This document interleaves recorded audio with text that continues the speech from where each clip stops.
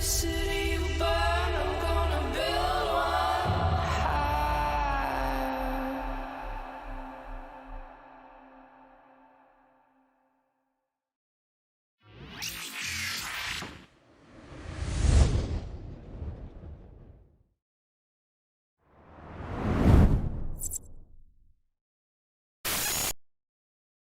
Greetings, fellow Empyreans. I am Ashtarothi, the voice of New Eden, and it is January 27th, YC125, and this is the Eve Universe Show. All right. Hey, check that out. Whole new setup, kind of. All right. So, today, I have a very special thing to show you guys. Today's going to be a practical demonstration, as it were, but I do also want to do a full introduction to the Abyss. So we're going to chill out for a few minutes, let people come in, hang out, talk about our day, whatever, and then we'll jump into it. And I'm going to do basically a more or less a full overview of the Abyss. And we'll even like probably run, we could probably run up to tier 4, tier 5 today if everything works out. How's it going, everybody? Oh, sevens. I will say, so my Peld is not working. I don't know if Galand is saying that no one is, what? That nobody is,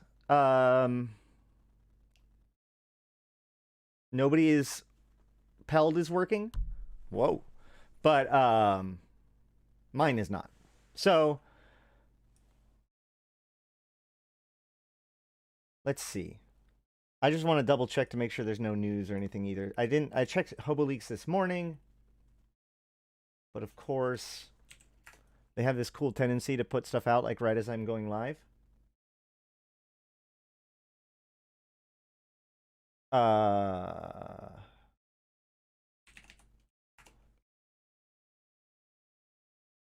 Nope, no New Eden news.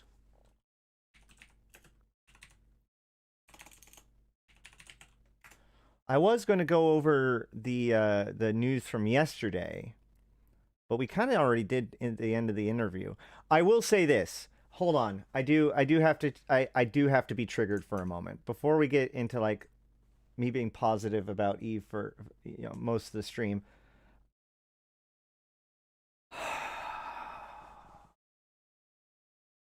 Quzxpon. You know what the problem is with this? Okay. I don't even really like the Nightmare that much. Like, I've never flown one. Well, I think I might have flown one, but I'm not like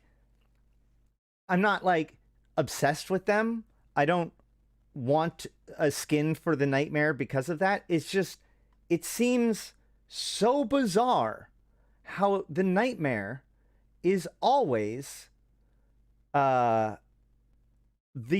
thing that's like the expensive thing, right? Like the last 3 good, 2 or 3 good skins for the Nightmare all came from like Plex packs. And in this case, it's not even like a reasonable Plex pass. The 1500 Plex, which is, 3 months, is the Vindicator. The 3000, which is twice that, is the Barghest. And the 6000, which is twice the twice, is the Nightmare. They do not want people to have a good Nightmare skin. There's going to be people that show up, play the game, want to get a Nightmare skin, and they're all $1 billion each. That's nuts.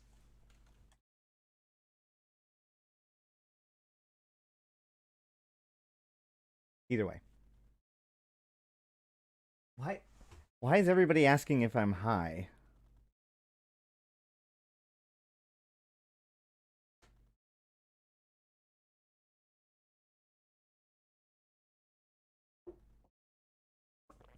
All right. Let's see. Is there anything else to go over today? I don't think so. There's always the free skins from Project Discovery. I just have a look. Oh well, fair enough. I think you guys are being thrown off by the shirt. It makes me look like 10 times more hippie.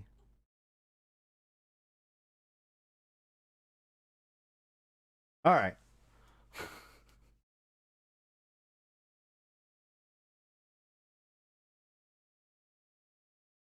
I look cozy.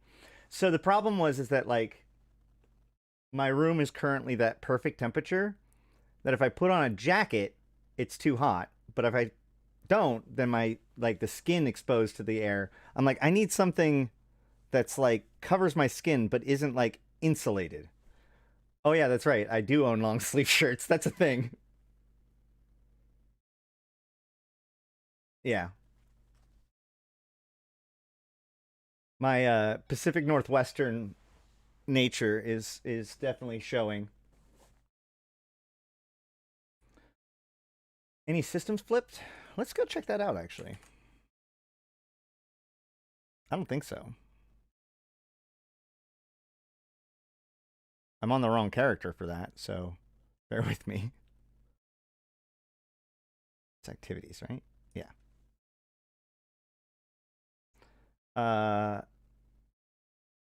That's still good. This is still fine. These are going down. Oin is still pushing up a little bit.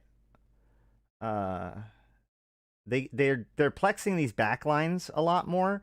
What they want to do is since they do get LP back here, if we completely ignore like Odo, Devin, and Aboon, they will get it to a strike range, and then they could flip those, and that exposes the entire belly, right?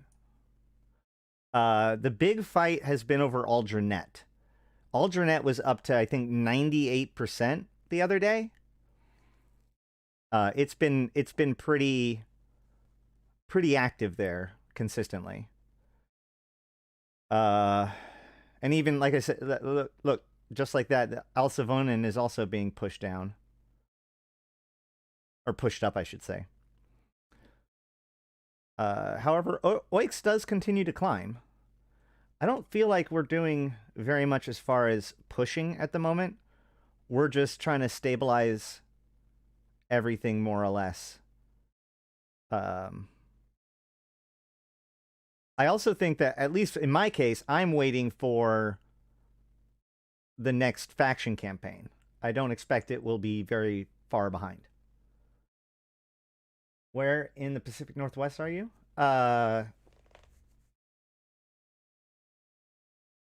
Middle?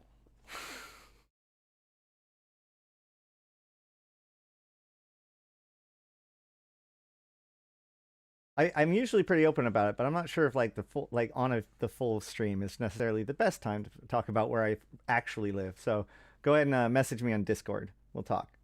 Anywho,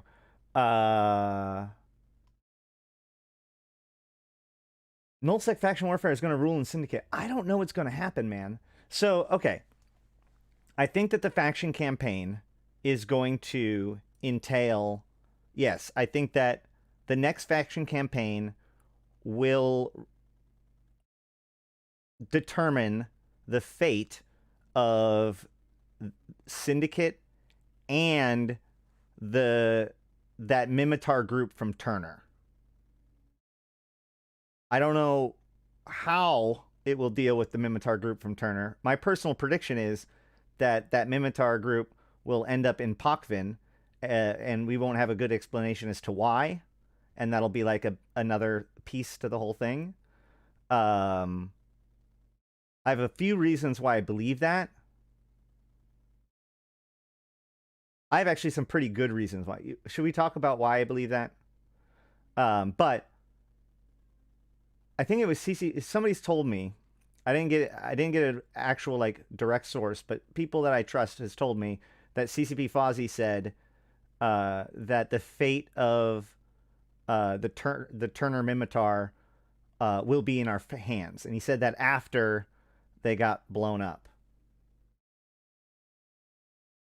if the desert people and the Trigs team up, then we might have some issues. I think that they already did. I think that the Prophet, the Absolver, was a Trig agent. Ah, Dutch. All right. Yes. So let's talk about that real quick. I just want to lay this out for everybody because it is one of those things that seems very odd, but has some good logic behind it. So first of all, do you like the new setup, guys? Is this cool?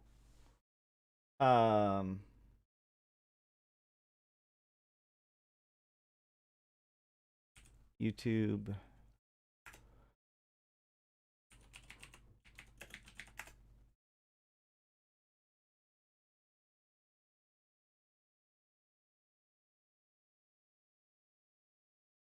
Okay, so let's introduce you to these guys.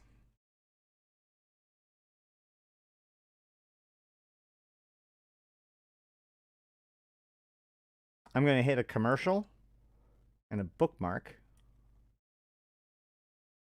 and then we'll get started. All right.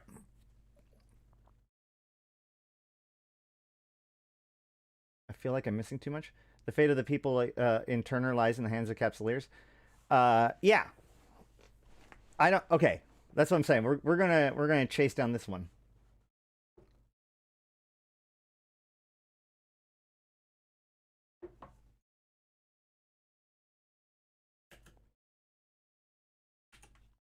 Let's see.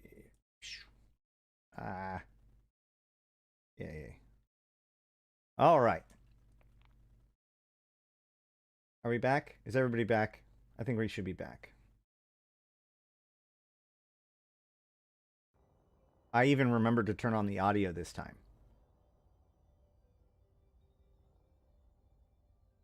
That's how high I am. I remembered to turn on the audio before playing the video. Is everybody back from the commercials?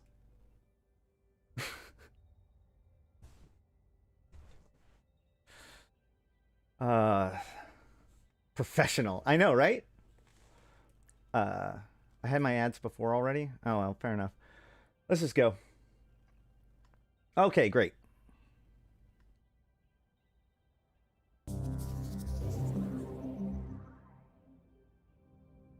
The Turner system's star appears to have been... So this is approximately 1 month before... well, it's October. It's right there. It's October 28th. So this is just under a month before Uprising. So to put like some time on this. The Turner system's star appears to have been destabilized beyond recovery by the activity of the prototype stellar transmuter placed in orbit by the Amar Empire. Stellar radiation emitted by the star has been fluctuating at ever shorter intervals, seemingly heading towards an imminent crescendo. Scientists raised the alarm upon calculating that the interval between radiation spikes has been decreasing in a linear manner, indicating that a terminal phase will be reached at around 1700 hours New Eden Standard on November 2nd. What exactly will happen during this posited terminal phase is debated, but the common consensus is that a major stellar event will take place. One leading theory is that a radiation burst and stellar mass ejection similar to that seen during the Salin incident of YC-111 will take place. While the output and scale of extreme stellar events can vary widely, any effects from such a catastrophe are expected to be significant across the system. On the orders of Captain Marshal Sirdan Zerkosh, the Amar Empire crew manning the stellar transmuter in Turner has been drawn down, and engineers are reported to be working on shutdown procedures. Orbiting closest to the star, the planet Turner 1 and the Republic station around it are believed to be at grave risk of catastrophic damage or destruction in the event of a stellar event of similar scale. Oh, that's what Turner 1 looks like. Despite offers to raise wages and give substantial hazard pay bonuses, planetary industry workers on Turner 1 have begun to evacuate from the planet. Thousands upon thousands of workers and their families are leaving, abandoning their equipment and leaving subsurface settlements empty of human life. Amar occupation forces have also long since left the planet, taking their own support workers and slaves with them. The only group willingly remaining behind are those nomadic descendants of the original Minmatar settlers of Turner 1. These nomad clans lived in isolation for generations before interstellar trade and planetary industry began to make their presence felt on the rocky desert world.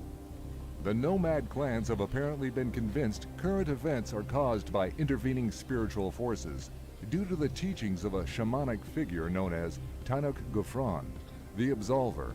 He preaches that the planet and wider system will be purged of the conflict introduced by industry and war, leading to a transformation of Turner 1. The bizarre teachings of the Absolver are taken seriously by Minmatar traditionalists as the ways of the clans of Turner 1.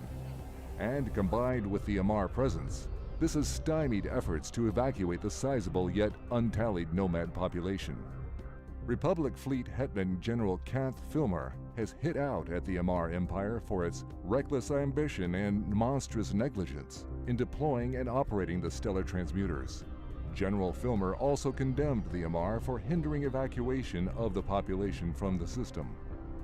Amar Imperial forces have refused cooperation offers and flat... Okay, I don't think there's anything more about the actual people of Turner. Okay, so let's get back to here. So this guy here is Tanuk Alfrin, I think they said. Either way, he's the Absolver.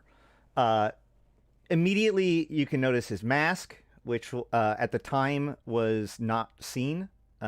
This was before it was introduced to the game. We'll look at those masks in a little bit. But the other thing that's interesting about this dude is that, so he's preaching anti-technology, right? Like it's all of this trade and commerce and connection to these interstellar empires that are the thing that are causing us problems. We should, or let's come together and purge the world of these things. So, but yet, industry and war, leading to a transformation of Turner 1. The bizarre but yet, he has he has a capsuleer port in his back of his neck. So that's a little sus, right? What's going on there? Who's this guy? And more importantly, where did he get this mask? Well, if we get back into the game,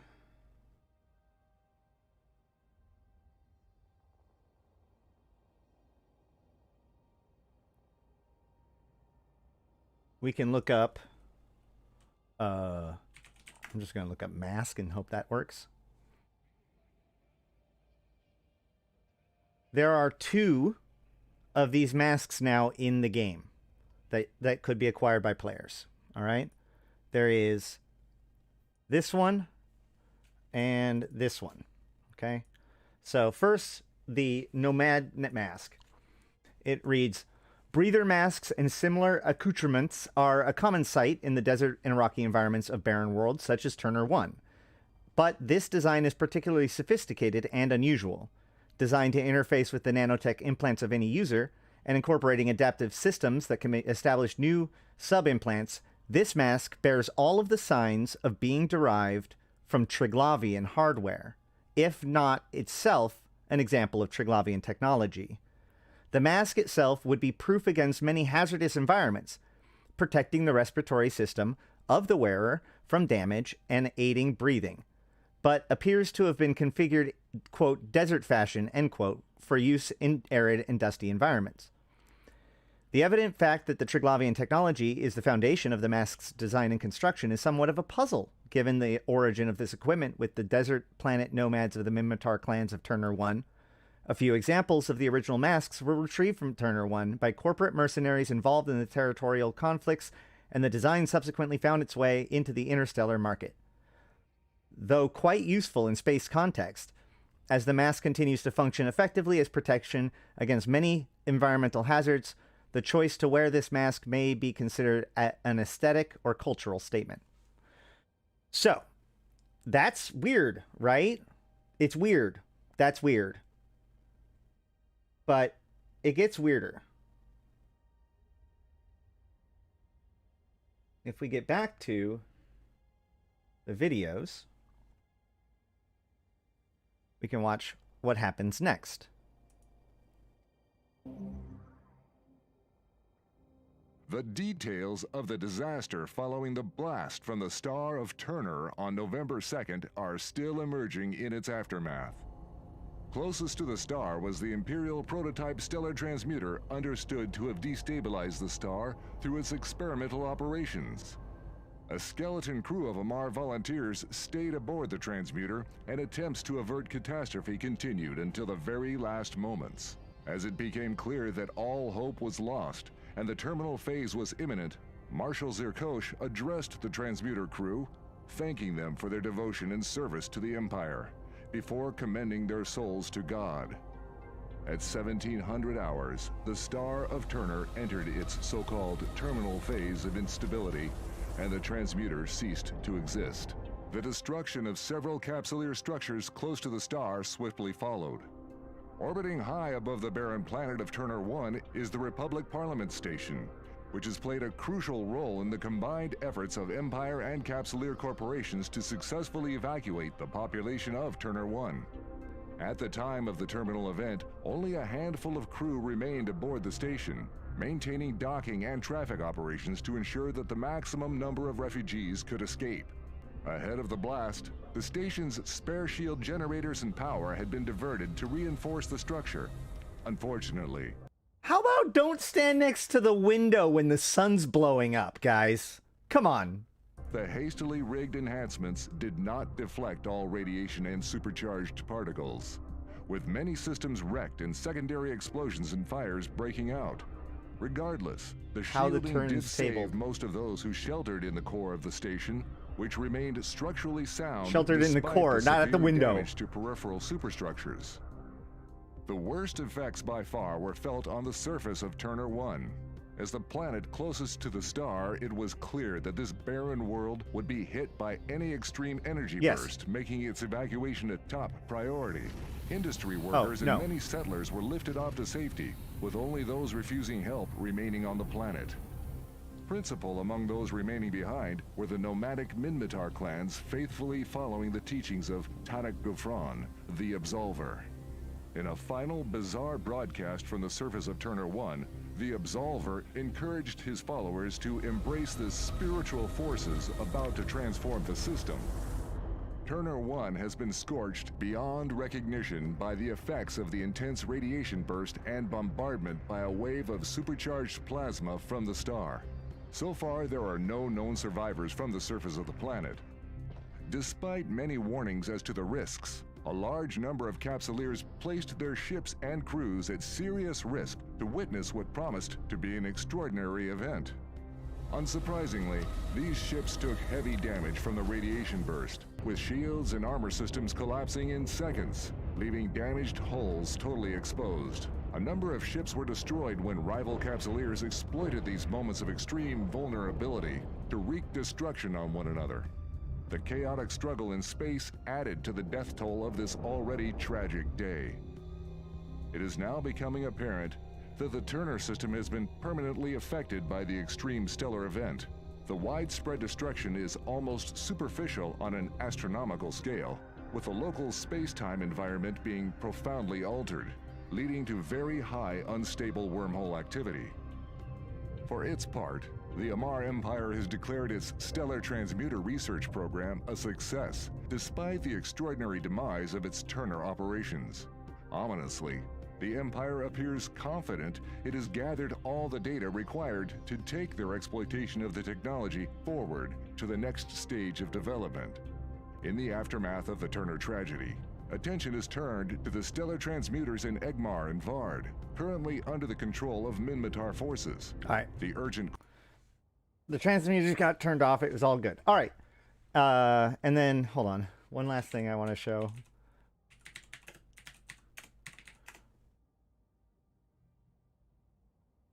We don't need this is my video, so. That's countless pods. longest minute. There we go. Okay, according to my clock, it is now 1700.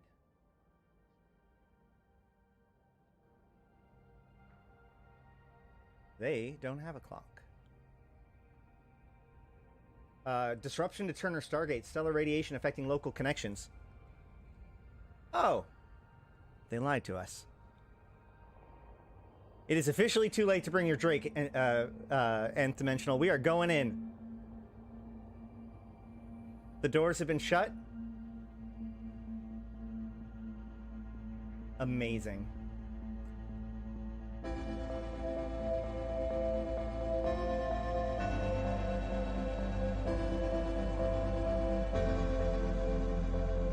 Aya Cthulhu Fatagan.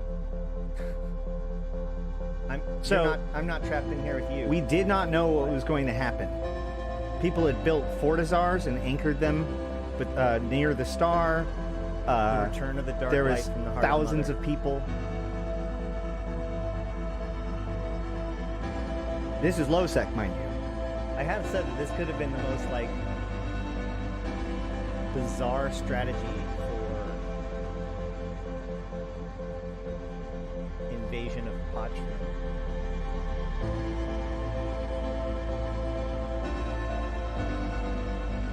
Some people might recognize where this music's from.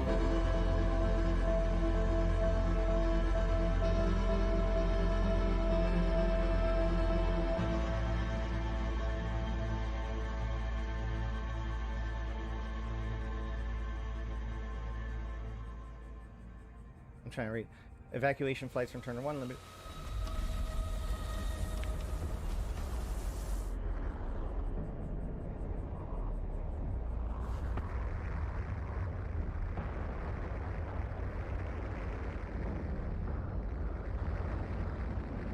So we were all reduced to 20% hull, I think it was.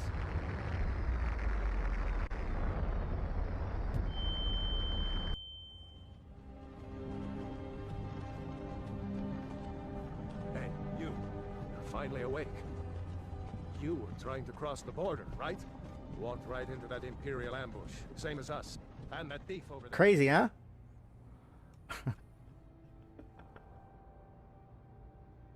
I was really proud of that one. Out of curiosity, did anyone actually get the song?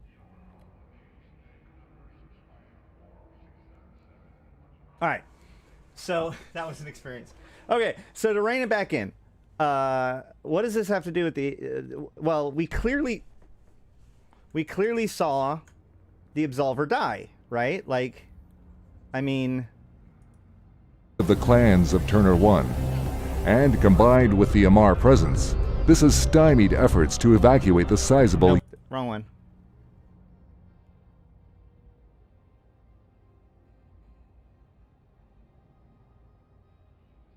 Right, here. The Absolver. In a final bizarre broadcast from the surface of Turner 1, the Absolver encouraged his followers to embrace the spiritual forces about to transform the system. Turner. So you might be saying to yourself, Ashtarothi, you're crazy. You can go frame by frame.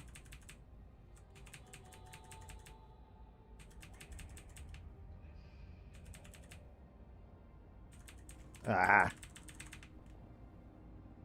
can go frame by frame and see that he's clearly there as the explosion happens, right? He doesn't go anywhere, whatever. So there's two things about this, okay? You might be like, well, his face mask isn't enough, right? Like, no face mask is going to protect you from that kind of blast. You need some sort of full body shielding system, right? And well, all of them, not just him, but the whole community, right? They're all wearing the masks. So. But let's get back to the game.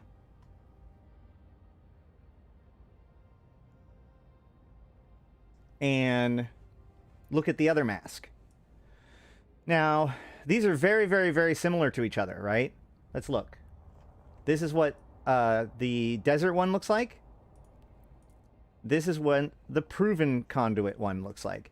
So I think we can agree that these are basically the same mask. The product of a culture long practiced in the art of surviving in hazardous environments, this bioadaptive mask is designed to enclose, protect, and augment the primary respiratory orifices while leaving the rest of the wearer's face relatively unencumbered. This sophisticated device is equipped with an internal force field generator able to provide significant full coverage protection from dangerous environments, or even the cold embrace of a vacuum, should the need arise. The mask is designed to interface with the organic and biomechanical systems of the wearer through its own nanotech interfaces and adaptive implantation systems. In many respects, this mask appears to be derived, in part, from the more typical full face mask worn by the Triakas of the Triglavian collective, though it clearly lacks some of the more advanced and outright enigmatic elements of the masks. Regardless, the device bears the typical hallmarks of the Triglavian technology, with the indefinable lack of regard for indefinable lack of regard for integration of the biological and artificial evident in this underlying design. So, yeah, that is why I think that they survived Turner. Full body force field, right? Seems like an interesting and useful detail to throw in there. Okay, so Ash, they survived. If they survived, where are they? Well, that's also going to take me a second. Hold on. Oh, no. There we go.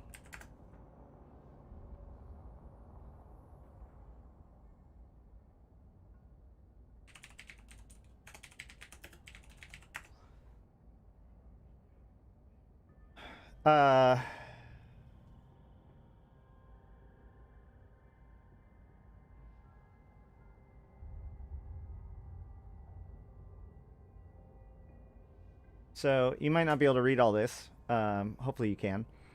But it says here, Triglavian raiding party depopulates colonial settlement on Esmus 3. Report, quote, town stripped of biological matter on a molecular level, or on molecular level. So they basically abducted this population, stripping them of biological matter on a molecular level. So seems to suggest some sort of maybe not beaming technology, but transportation technology or something like that. And then if we look up Esmus 3, we also get this news article where oh, here we go. Authorities mystified as population of Esmus 3 town discovered in Triglavian environmental facility in Gonard 2. This is actually the article that got Ash to be like freaking out in... Was it? No, maybe not. Ash the character. The Scope's Galactic Hour with Rhett Gloriax can exclusively reveal that the population of the town of New Concept on Esmus 3 are alive and apparently reasonably well. After detecting strange signals emanating from the storm world of Gonard 2, Concord's Aegis Division discovered a bizarre environment maintained on the rocky surface of the inhospitable planet. Within the heavily protected environment were the population of New Concept Colony, so recently believed to have been reduced to their constituent molecules by a Triglavian raid on the 8th of March. While intrepid reporter Rhett Gloriax of the Scope's Galactic Hour with Rhett Gloriax was unable to obtain access to the strange environment or interview the fortunate survivors of New Concept, it was possible to secure an exclusive interview with the Aegis Provost Marshal Kashia Valkenir. It should be noted that in this interview was only granted after Marshal Valkenir had assured herself that the situation in Gonard's system was secure, following unusual Triglavian technology in space and on the surface of Gonard 2. I am afraid that operational security requirements mean I cannot reveal too much to you, Sir Gloriax, but I can say that all inhabitants of New Concept Esmus 3 that are in records available to us were found in the Triglavian facility on the surface of Gonard 2. The nature of that facility clearly some form of experimental environment. The structure itself was considerably hardened against the storms of Gornar II, and guarded by Triglavian combat drones. More than that, I cannot say at this time. Our operation to secure the facility and the inhabitants of New Concept was a complete success. They are now safe in Aegis custody. Motivations of the Triglavians? Not my role to speculate, Sir Gloriax. I am a soldier charged with organizing major elements of the defense of New Eden. Our forces responded to its threat, and by good grace were able to save lives thought lost. Are they completely unharmed? I cannot say that, I'm afraid, and I am unwilling to discuss the individual cases. Suffice to say that the Triglavians' method of intelligence gathering can be taxing to the subject. We've seen this sort of thing before on a smaller scale. Yes, I'd say that the Triglavians are adapting their approach as the invasion campaign continues. They remain a dire threat to New Eden. Thank you, Sir Gloriax. That will have to be enough. The Scope Galactic Hour with Gloriax wishes to note that the combined force of Capsuleers cleared the Gornar system of the substantial Triglavian scouting force during the time Aegis and Concord forces were apparently carrying out operations on Gornar 2. Other sources available to investigative reporter Rhett Gloriax has suggested that Aegis has secured a number of similar facilities elsewhere in New Eden. The Scope has been told that capturing civilians and military are almost certainly being tested in various ways by the Triglavian. One source claimed that the Triglavians are, quote, biologically adapting, end quote, some prisoners to various environments. The Scope Galactic Hour with Rhett Gloriax will continue to pursue the truth and publish it for all citizens of New Eden. So, that is a big thing that... So, the Triglavians have kidnapped people and may have abilities to do that remotely. So they could have been swept away into Pokvin somehow. Not sure how, but maybe, right? Also, that does remind me, Eve Online, off.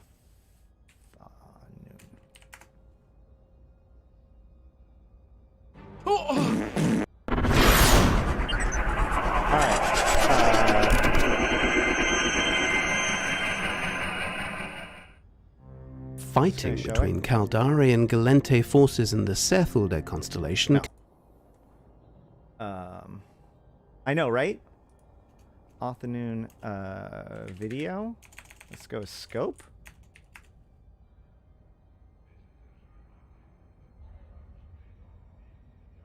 Tar Republic.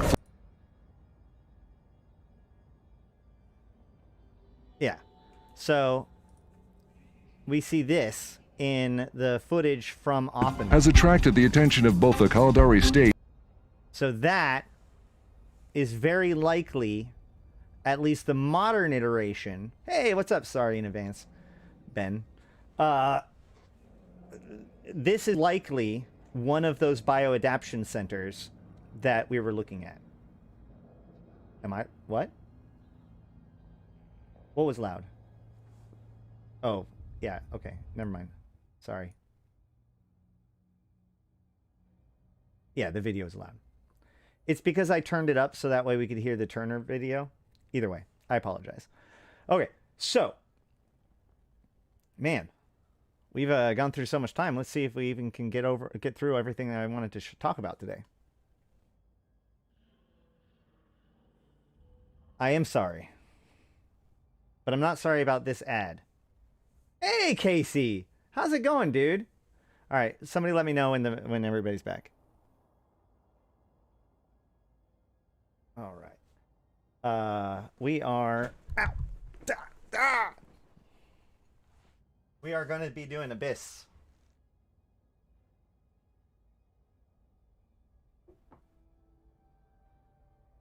I haven't played Eve in like 6 months, so I can focus on studies, but going to come back in like March, hopefully.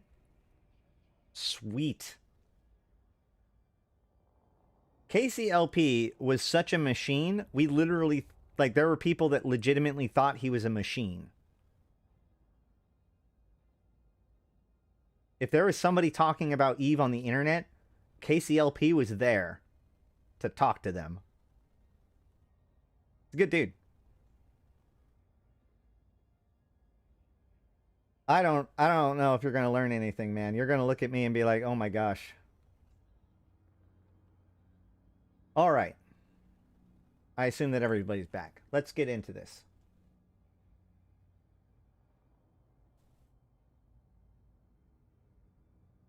Okay, today I wanted to talk about the Abyss. The reason why is because this is one of those things that, like, beyond lore or whatever, this is one of the things I get asked so often. And while I have shown the Abyss before, and there are other really good videos on the Abyss, I figured I might as well make one of my own where I try to put everything together in one place for you to get started. And my buddy Ganai made this awesome, or made / stole / collaborated on this Cerberus that has ended up being incredibly effective. So I have built a slightly cheaper version of it. You could even probably downgrade it a little bit more, and we'll talk about the fit a little bit when we get there. But overall, it's pretty cool. And it goes all the way up to T6 if you upgrade it. So I want to show off. I just bought it myself. So I've run one T2 so far with it. It felt pretty good. So we're going to run some Abyss after we talk about what is going on. And we'll do a practical demonstration of several Abyss as we go up the tiers. So first and foremost, what is the Abyss? Well, if you go into your Neocom and to activities and the agency, you can go to encounters, abyssal dead space. Now this has a lot of very useful information for you. This part isn't like, this is pretty simple. The big thing is that the Abyss is for solo cruiser, 2 destroyers, or 3 frigates. Now, before I jump in, I want to answer the question of, like, well, what even is the Abyss? Maybe you've never heard of it before or whatever. So the Abyss is a semi-randomized 3-room timed instanced dungeon in which you have 20 minutes to complete 3 different challenges and get out. If you fail, then you, your pod, everything you have is destroyed. No questions asked. Like, you're basically no way out. The only way out is death, or the final gate, which only unlocks when the 3rd room is completed. So that means you can die by damage, you can die by time. It has a lot of weather and other environmental effects that you can both use for your side and against it, or that is detrimental to you. And you encounter various different kinds of NPCs that all have different strengths and weaknesses. And so slowly but surely you learn how to do them all. And it makes, as you go up the tiers, it makes some pretty decent ISK. So let's talk a little bit about the details of it. So the Abyss is divided into 5 different weathers and 7 different tiers. Every Abyss has a weather. A weather effect is basically an effect that does everything within the system. You know, so if you're doing an electrical Abyss, then the effect of the electrical affects everything in there, you and them, the entire time, all 3 pockets. There are, like, local clouds and other pylons and stuff that create local buffs, but these are always there within their type. And you choose which one you're going to do, right? Like, we do darks with this particular Cerberus. So what are they? The 4 of them, the 4 basic ones are electrical, firestorm, exotic, and gamma. Each of them do damage 1 resist and then give some other benefit. So in the case of electrical, it cuts your EM resistance down, but it basically doubles your capacitor recharge rate. This is really great if you're flying like an Amarian ship, or you happen to have low skills and so your capacitor sucks. Then the electrical can help you extend past your normal means, if that makes sense. Exotic is kinetic. The way I like to think about it is you would think that exotic would be explosive, but it's not. It is kinetic resistances and scan resolution. the exotic is one of the ones that are very much loved by one of the most favored ships in the Abyss, which is the Gila, which makes it so that exotic filaments are relatively expensive compared to the other filaments. Then there's Gamma. Gamma's the one that does explosive, and it does bonus to shield hit points. So this is the other one that healers really like.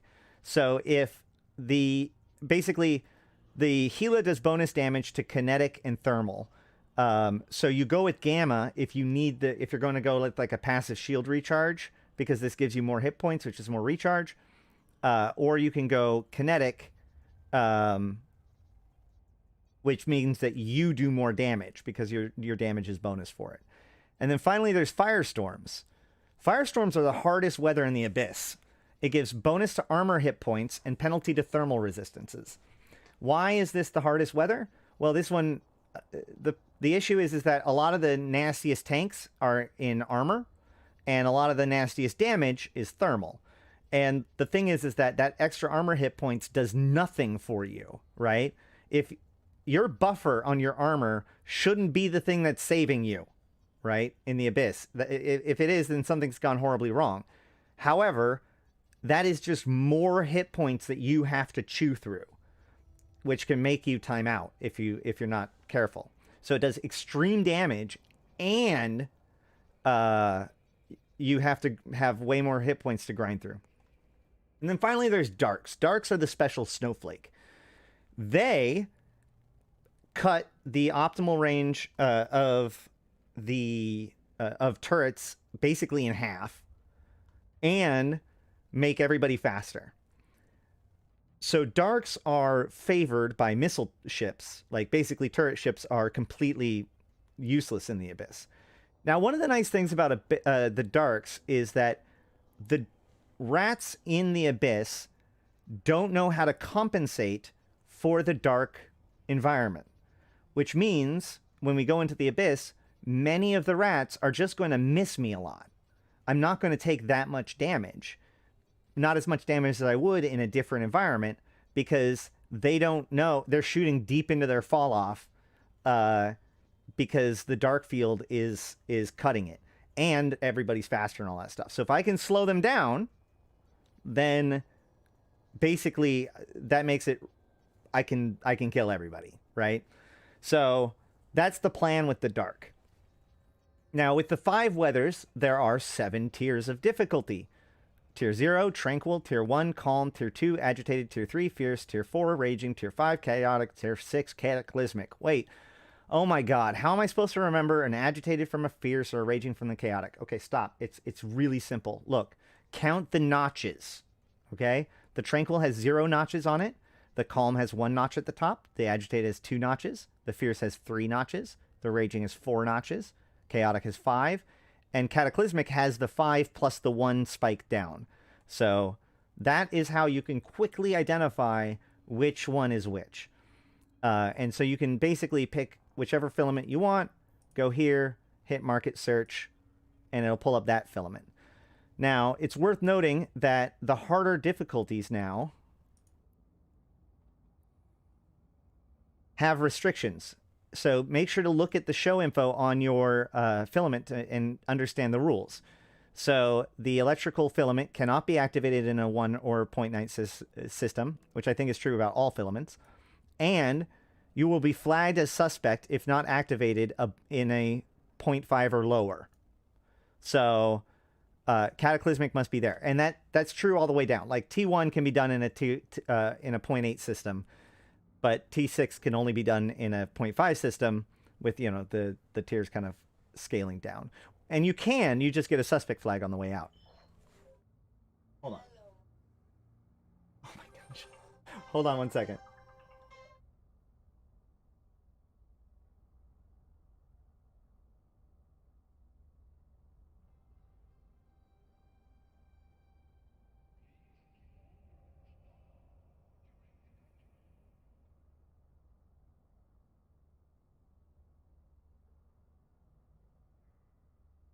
My dad and I have been trying to coordinate on this thing, and every time he calls me, I'm like neck deep in something.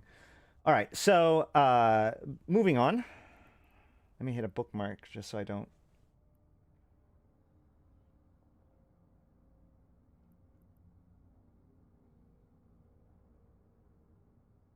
So what kind of things can we expect in the Abyss? This is my Abyssal cheat sheet. You can find it on the forums or in the Notion. We maintain a Notion with a bunch of resources and stuff, including an Abyss page. So I just posted the link in chat. You can probably find it down below if you're watching the VOD or the video. And what we have is my cheat sheet. We have the Abyssal Lurkers Discord server. Abyssal Lurkers exist both in-game and out-of-game for people that are interested in the Abyss, chatting with people that are interested in the Abyss, etc. Fonsui built a lot of really good fits to check out, although many of them are very spendy, but they are very effective. The Eve Uni descriptions of Abyssal Dead Space, and the Abyss Tracker website, which is pretty cool. This is pretty good if you're wanting to browse for a ship, because you can look at not only can I look at a fit, or I can look at a ship, but I can look at its fits, and I can look at what it succeeds at, right? So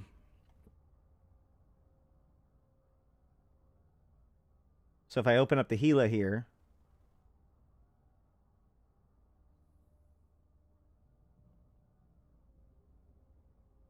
if I open up the Gila here, all right, well, that's cooking. I also want to show you that there is this spreadsheet that has, I think, all of the rats. I'm not sure if the new ones got added. No. So all of the original rats are here. If somebody has an up-to-date one, that'd be great. But it has all of the hard stats of the rats. You can find these, of course, on Eve Eve Chucker or Eve Ref, but having them all here in one place is pretty convenient. So yeah, here we can see that where people are actually running them, how many people are running them, all that kind of stuff, and we can see. Is there fits? Where's the fits? Show fits. What cruiser would you recommend for Tier 5 Darks? This one. The one I'm about... Not the Gila, but the one I'm about to fly. So, we can see here that, so this fit is 500 million ISK. Or, is it? No. Is that 5 billion? That's such a weird way of showing the number. Oh, that's period. Is that 502.41 million? Is that what that's supposed to mean? You crazy punctuation.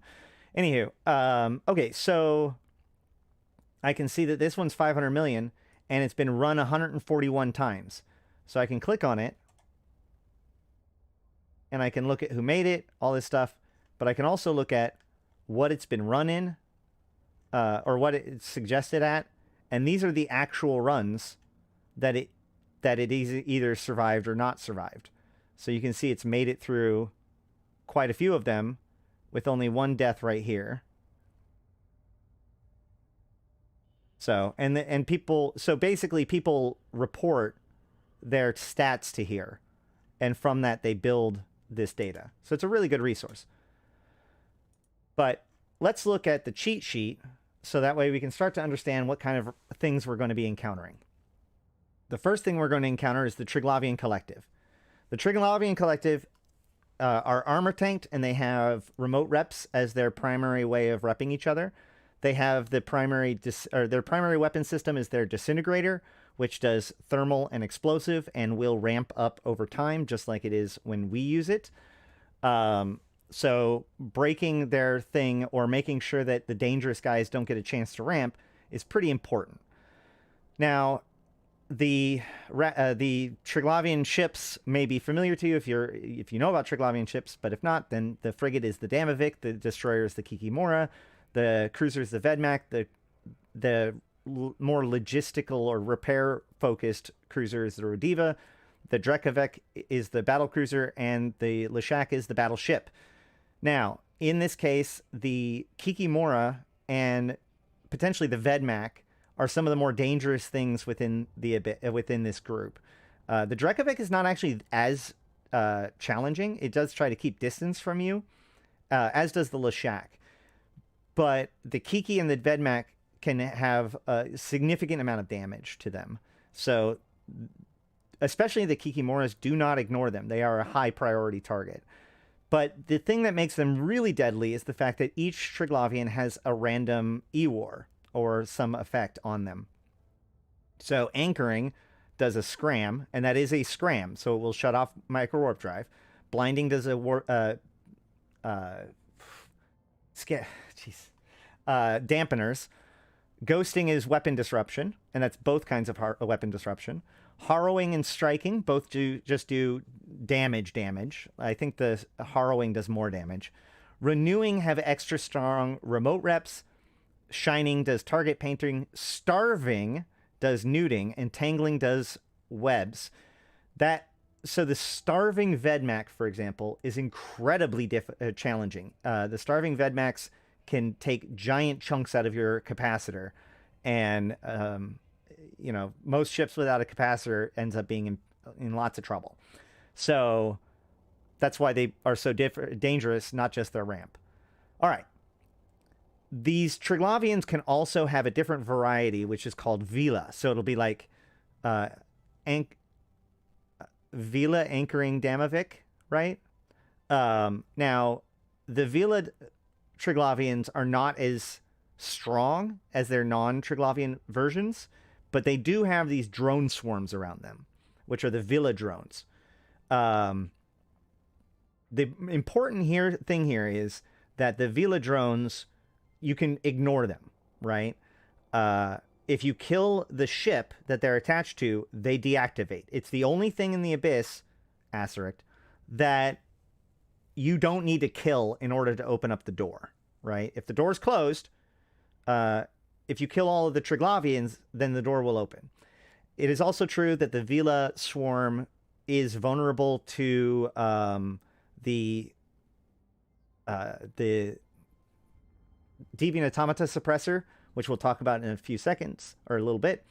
And also, the other reason why you don't really want to target their drones is because even if you kill their drones, they can launch a second wave, which is, by the way, a really cool thing about the Abyss. Like, this is the kind of attention to detail that they have in the Abyss. If you, for instance, attack a Damovic, I think it is, they start out with 3 drones, and then if you kill those 3 drones, they launch 2 more, right? And then if you kill those, they're gone. Well, if we go and we look at the Damovic in game, maybe? Where is it? There we go. If I look up Damovic, we can see that its drone capacity is 25, and its drone oh no, it goes 3. Yeah. So its drone bandwidth is 15, and its drone capacity is 25, which means it launches 3 light drones, and then when you kill it, it launches 2 more. That's all the drones it has. That's how much attention to detail they have in the Abyss. It's really cool. Either way, I digress. So, on to the rogue drones. The rogue drones are probably some of the most variety. There is like there's swarmy rooms where there's just tons of Teslas and needles and lances. Lances do much more damage than needles. And there is the battlecruiser room, which will have several of the one or more of the battlecruisers. The battlecruisers are incredibly dangerous.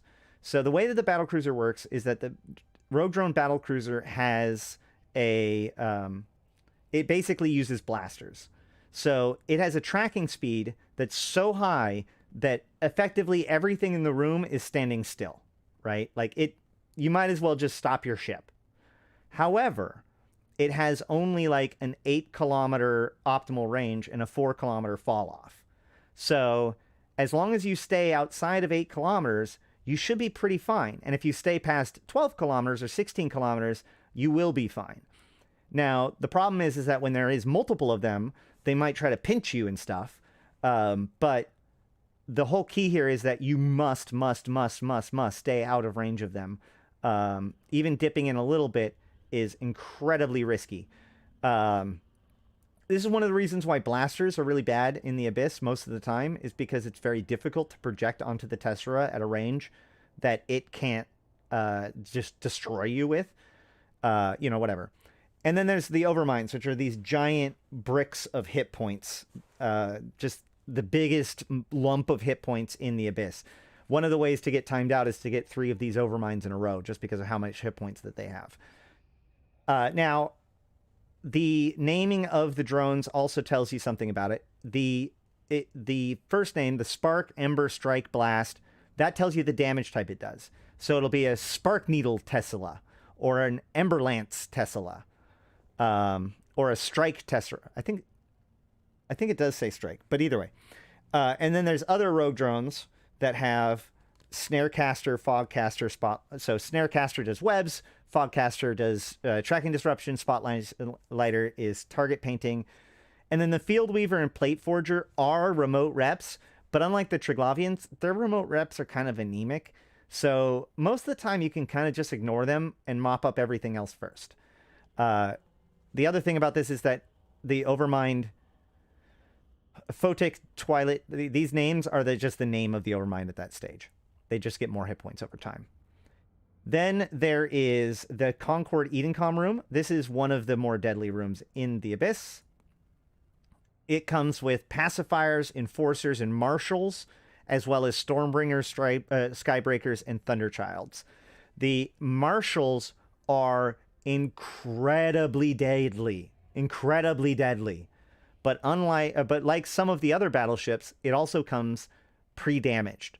So the way you deal with this room is that you have to get their DPS down. If there's marshals, you gotta get them killed ASAP. This is the kind of room that you overheat everything for at least a couple cycles in order to stabilize things. Then there's the pacifiers and the enforcers, which pacifiers are very fast. They all kind of are fast, and all 3 of those will have one of those modifiers. So they could be an arrestor with webs and does explosive damage. You can have a marker, because they do missiles, so they do different kinds of damage. The target painter does thermal damage as the marker. The drainer does explosive damage, does a mixture of both, and newts. And the assaulter attacker is just straight thermal. All right. But on top of that, you also have the Stormbringer, the Skybreaker, and the Thunderchild, which are the Edencom ships. Now, the way these work is that every time it shoots something, it tries to jump between nearby guys. So what this means is that if you have your drones out and you happen to be close to wherever they're fighting, the chances are that their little lightning bolt, their chain lightning, will just zot all of your drones. That's unfortunate. Now, you can deal with this by making sure that your drones are as far away from you as possible by the time they show up. But the other half of this is that there's several of these ships, including like the Pacifier and the Stormbringer, that sit close enough to you that when these guys discharge, it will strike them too. So you could potentially use that to your advantage, in theory. Next is the Vigilant Tyrannos. The Vigilant Tyrannos are the Drifter and Sleeper forces. But, hold on, cool detail. If Edencom ships destroy one of the loot cans, the wreck of the can is blue. Yes, that's actually true. If NPCs kill anything, their wreck is blue. NPC wrecks are blue. Okay, so Vigilant Tyrannos are the Drifters and the Sleepers that are like loyal to Vigilant Tyrannos. So what we're going to see here is the Scylla, which is Scylla Tyrannos, which is a cruiser, and Charybdis Tyrannos, which is the battleship. Some people like to call her Karen. This is another one of those rooms that if you don't know how to fly, it will absolutely kill you.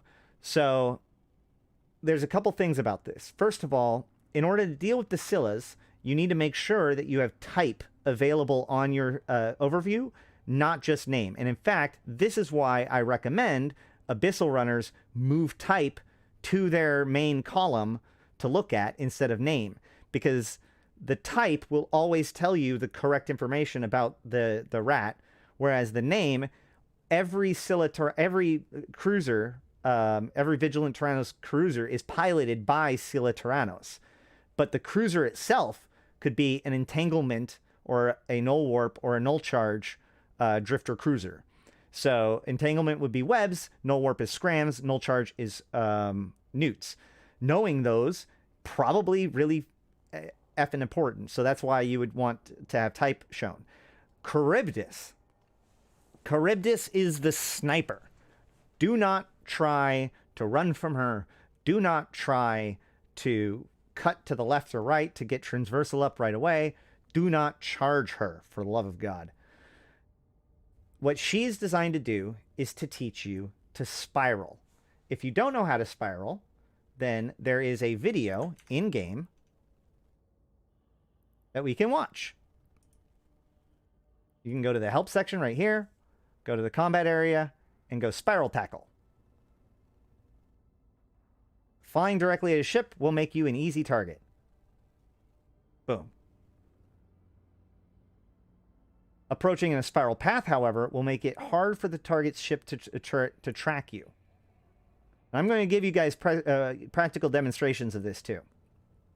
So by spiraling in, i.e. not going directly to the side, and also not going directly towards, but coming in as an angle and continuing to adjust that angle as you come in will cause you to spiral, which makes it so that your traversal continues to be as high as you can. If you do this, then basically, once you get within 30 kilometers of Charybdis, she's really not that much of a threat anymore. Now, one of the other problems with Charybdis, though, is that she's really, really fast. So there are some cruisers, especially the Gilas, that just have a lot of difficulty catching up with her. If this is the case, then what I recommend doing is pushing her back against the wall. The reason why you do that, so the way you do that, sorry, let me take a step back. Like the room, actually I haven't even talked about this part. The room itself is this giant, I think 150 kilometer sphere with the gates off to the side, and I think the cache is effectively in the center. Now, they start at the gate. However, if you come in like to the right, for example, the way that Charybdis works is that her instructions are that she must try to get away from you. She wants to sit at 60 kilometers. She's keep it range 60 kilometers and never worries about it ever again. So she tries to move away from you. So if you keep going this way, she's just going to go this way and break off into like the open field, and then you're chasing her down forever as she's sniping you and you blow up. So once you get past the gate, if you haven't caught her yet, I recommend you actually cut to the other side, because she's already going to be, you've gone here, she's kind of drifting this way, cut to the other side, now she kind of drifts back that way, and then you pin her against the wall, then she can't go anywhere and she dies.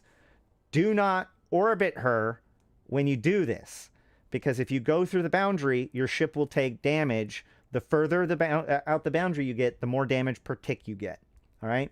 Now, on top of all of that, you can also have the Ephialtes cruisers, which are very similar to the Scylla Tyrannos in function, but different in appearance. There's the Lancer, there's the Confuser, which does weapon disruption, Dissipator, which is newts, Entangler, which is webs, Illuminator, which is target painters.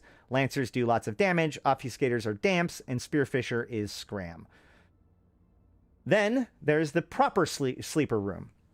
The proper sleeper battleship is not only a giant hunk of hit points, and also, oh, sorry, my bad. Another thing about Charybdis. Charybdis also starts with really low damage, or really low hit points, I should say. And Charybdis's shields do not recharge.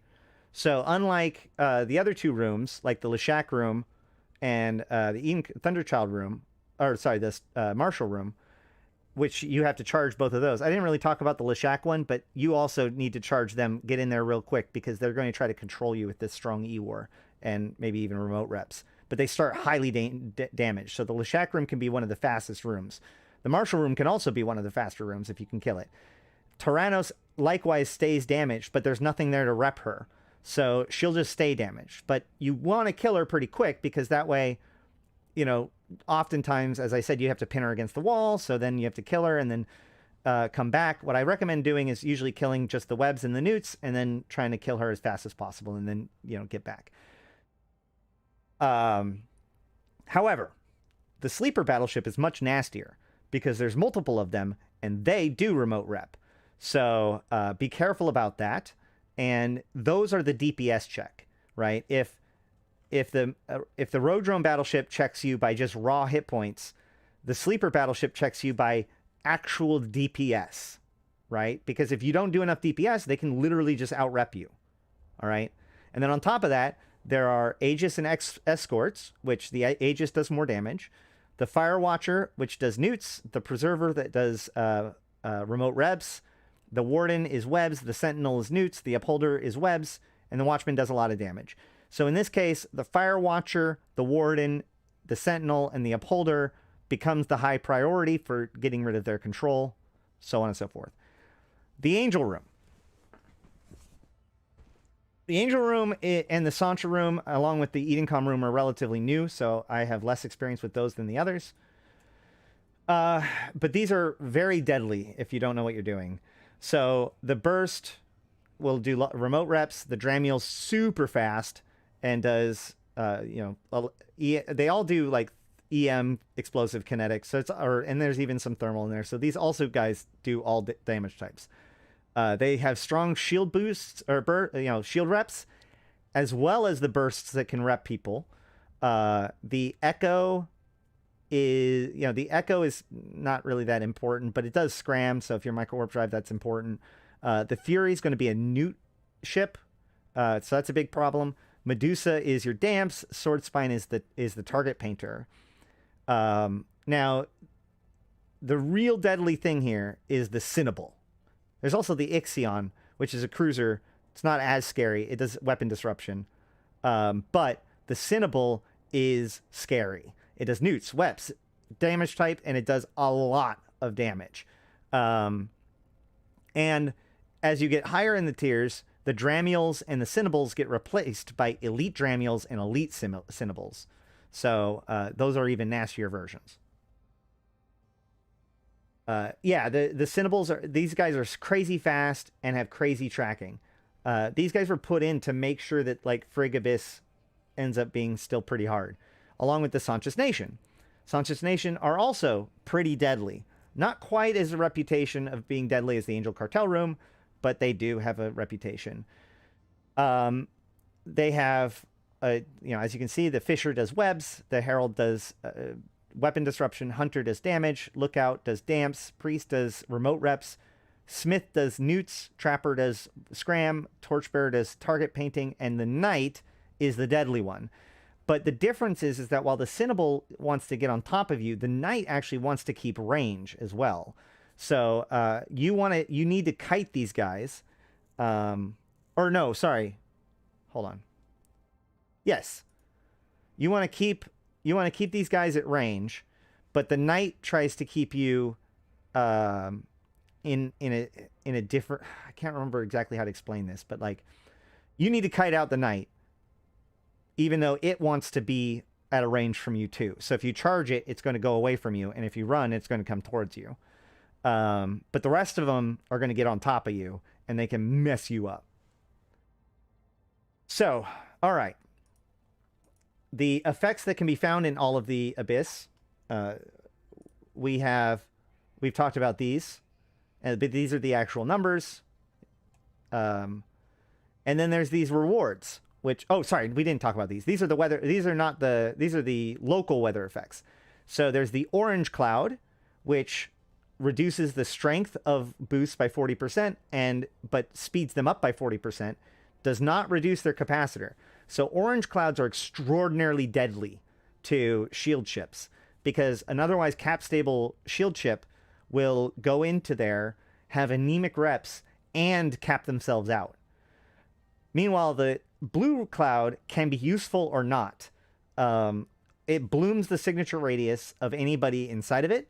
So if you're fighting like the rogue drones, it can be very useful to let you apply to them. If you're flying hawks, then it's very bad for them to be able to apply to you.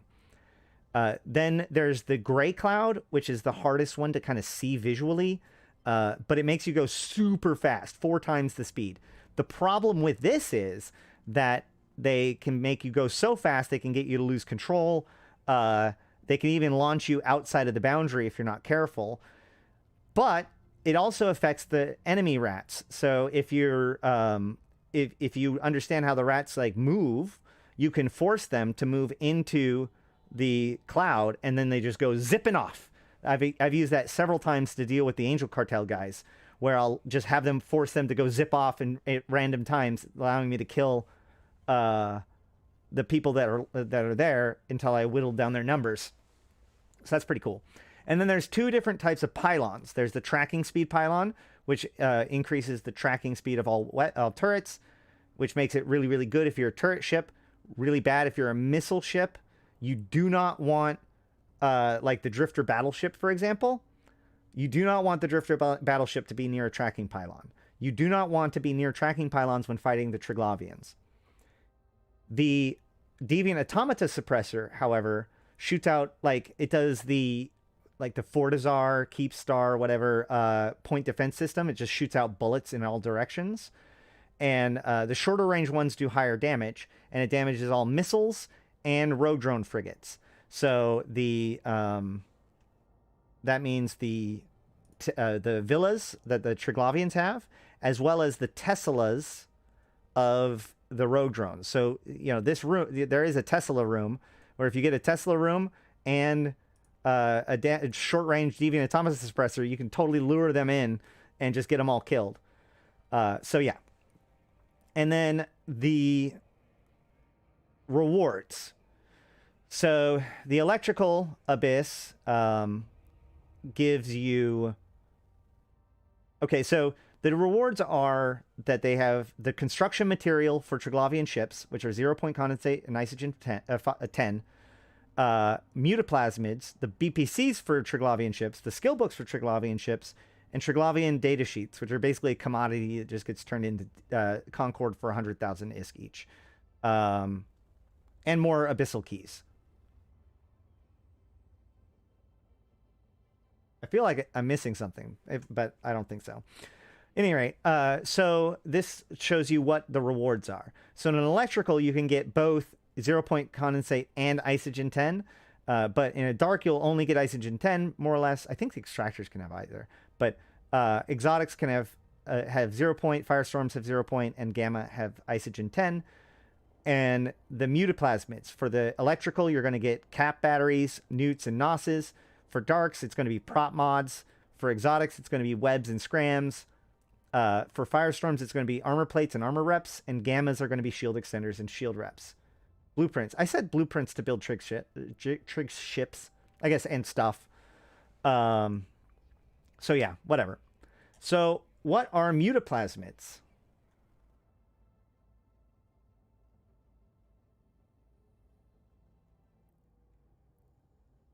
I have here 3 decayed 1MN mutaplasmids and 3 gyro stabilizers. Nope, sorry. And 3 1MN afterburners.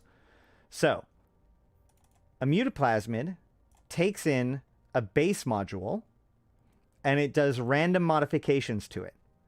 These modifications consume the mutaplasmid and forever transforms the module. There's no takesy backsies, there's no rerolls.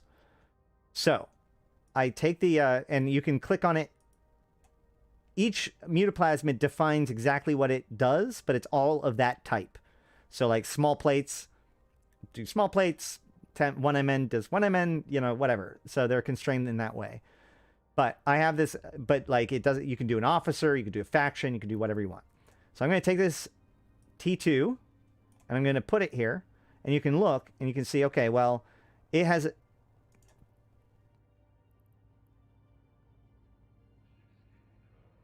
a base activation cost of a 22 gigajoules. But if I use this, it could get as low as 18 gigajoules, 18.7, but as high as 26.4 gigajoules. Likewise, the CPU usage, it currently takes 15 teraflops. It could cost as little as 14.25 and as much as 18.75 teraflops.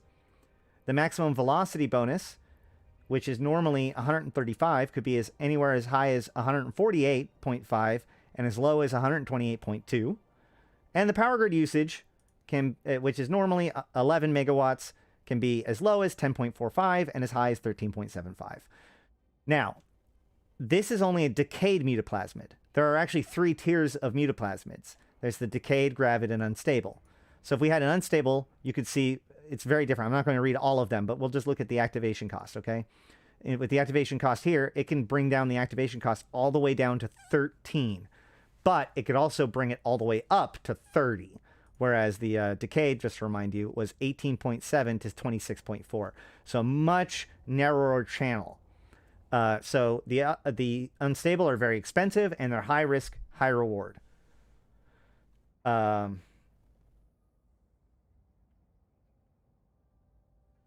Yeah, you can also get them in the Trig LP store, but they do drop. Okay, so... Oh, sorry. I put this in, and I hit mutate. Ready? We see the bars go down. Red, red, red! That sucks. So this one is bricked, right? Like, there's pretty much no reason why I would ever use this thing. It's slower, has lower... takes more CPU, costs more... but it does just a little tiny bit more power grid. I bet you, if I looked at this, I could say like show info, variations, open up the compare tool, and then you can drag and drop the abyssal thing in here. Oh no, really? Oh, this one. And we can see exactly how bad it is. It makes it the most expensive afterburner in the entire world of 1MN afterburners. It also makes it's slightly faster than compact. Either way. Let's try again. See, because like the thing is that you don't really want to only roll one. Because as you can see, like one can just go bad. You want to get like a batch of them and roll them all at a time and pick out the good ones. So let's try it again. Oh! Oh! That's a good one, right? That's a good one. So for a little bit of extra CPU, I now get a cheaper, faster micro warp drive or afterburner. So it's up by 9. So now it's up by almost 10% in speed, and it's down by almost 3 gigajoules in activation cost. That is sweet. This one is a keeper, as they say. All right, let's mutate one more. Boom. Oh! Oh! Okay.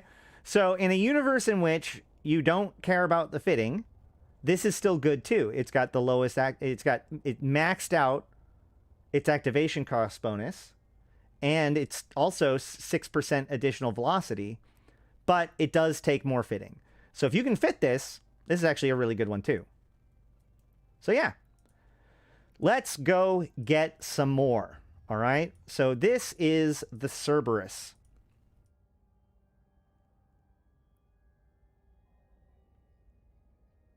This is the fit.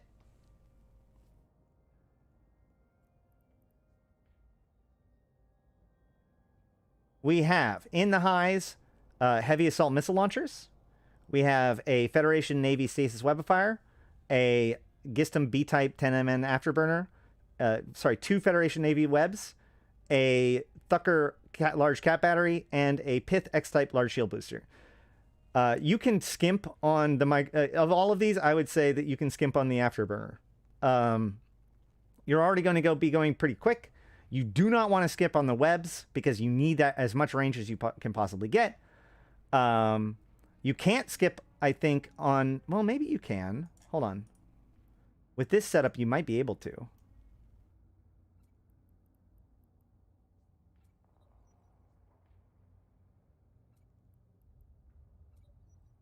Yep. So with this setup, you could actually switch it out for a Republic Fleet large cap battery, which is a little bit cheaper. But for the later build, you'll need a Thucker. Either way.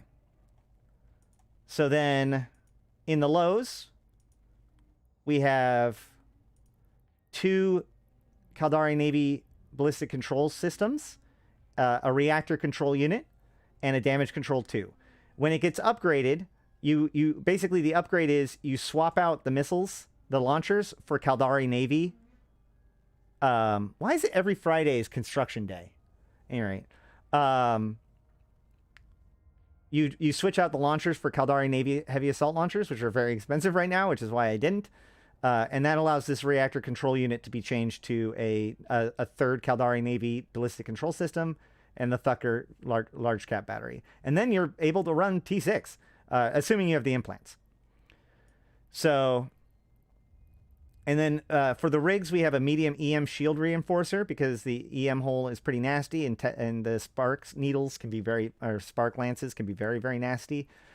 And the medium warhead rigger catalyst. So remember, the number one thing that we have to worry about is application, right? So we web them with 2 webs to slow them down, and we have an application rig to try to make it so our missiles apply as much as we possibly can.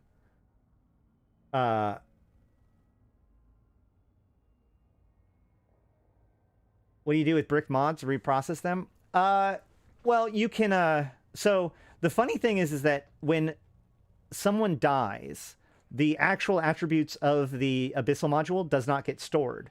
So an Abyssal module just shows up as an Abyssal module worth 0 ISK on any kill mail. So you could actually fit brick modules on your ship, and they'll never know whether or not it's bricked or not. So, like, I've seen people where they did, like, a tournament, or they've done a fleet where everybody goes out and bricked modules.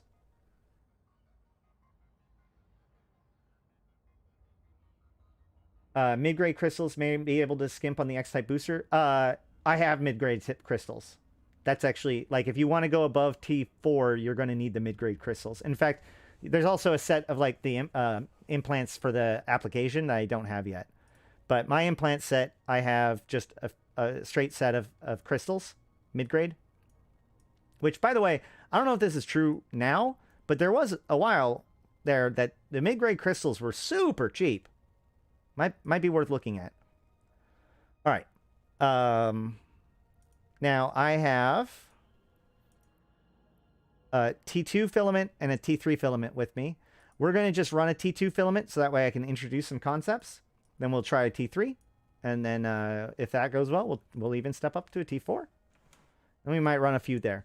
I personally like... The thing is that you need to get to know a ship, right? So even though I've run T5, T6 Abyss in other ships, I've never run them in this ship. I don't know what exactly makes it die, right? I don't know what I should be paying attention to necessarily or prioritizing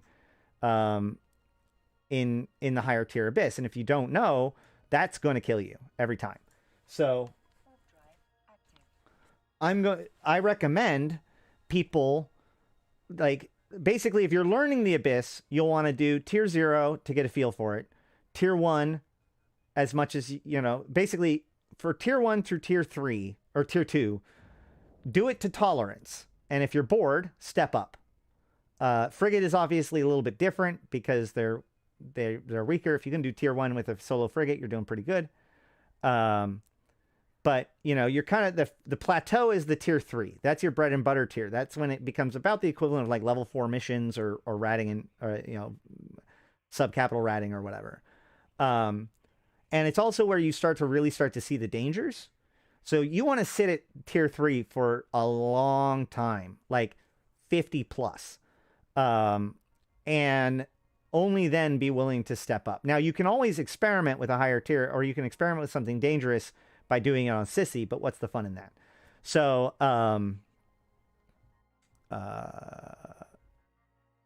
you want, even when I fly a new ship, I still go back and start out with tier 3 and run like 10 or 20 of them. The last time I didn't was on stream. I got a new Deimos. It was 5 billion ISK for the ship and the implants. I jumped it through to like 2 or 3 tier 3s, felt I was awesome, jumped into a tier 4, didn't realize how bad the tracking disruption was, thought that the newts were the higher priority, and died. within 2 hours of buying that ship. It made me sad. So always practice. So the way you use it is you open up your cargo. You have to be outside of 1,000 kilometers from anywhere. So I recommend creating many safe bookmarks in your place of doing it, like I did. They can probe down. They can combat probe the filament trace. So it's not like 100% safe, but by not being on grid with something, it makes it a lot safer. Now, as you can see, you can do it for 1 cruiser, 2 destroyers, and 3 frigates. Although 1 cruiser takes 1 filament, 2 destroyers take 2 filaments, and 3 frigates take 3 filaments, even if you don't fill them up. So if you're going to do Frigate Abyss, it takes 3 filaments every single time, even if you're doing them solo, but you still get 3 times as much loot in the caches. And we'll show you about the caches and the extractors when we get in there. Let's go! So you hit activate. Now I'm going to watch for my capacitor to flip. When I see my capacitor turn off and turn back on like that, I know I'm in the abyss and I can turn on my modules. This gray cloud down here is the speed cloud, and I don't have rats on this overview. There we go. So Ember Needle Tesseras, Spotlighter, Renewing Rediva, cool. So it looks like some rogue drones with some trig support. So let's go ahead and do that. Where are they? They're over here. I don't really want to fight these guys in the gray cloud, really, that much. And they're just going to catch me stupid fast while in it. So, at least I think this is the gray cloud. Is it like all gray cloud? Gee, mini Christmas.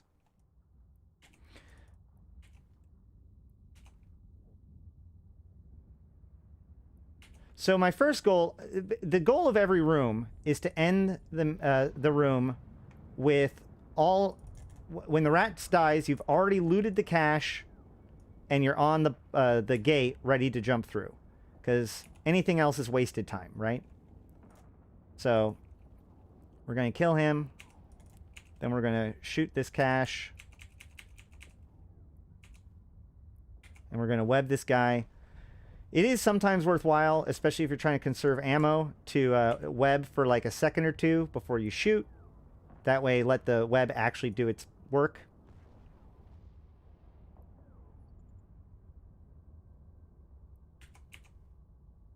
Otherwise, yeah, that didn't hit quite as much, but you know, these missiles are really nice. So there's the gray cloud. Shoot.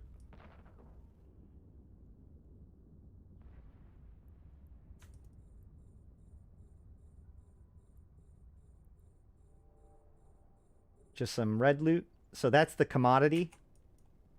Every room has one of these caches, and the cache is the primary loot, okay?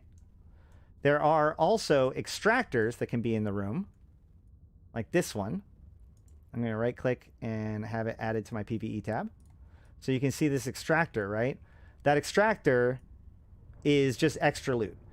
But while the cache can have all of the jackpots, including like the skill books and the BPCs and all that kind of stuff, the extractors only have the building material and I think the red loot.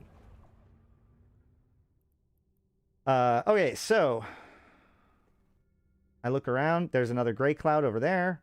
So I'm going to cut this way. Devoted Knight, Devoted Priest, Devoted Hunter, Devoted Priest. So the priests are Logi. So we're going to target those up.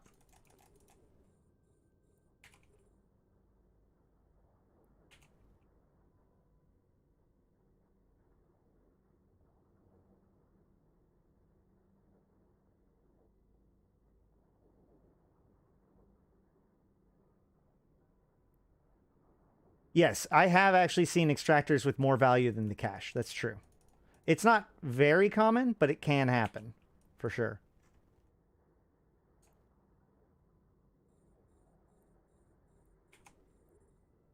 I got to get in there if my webs are going to count. They're zipping around. They're in the gray cloud, more or less.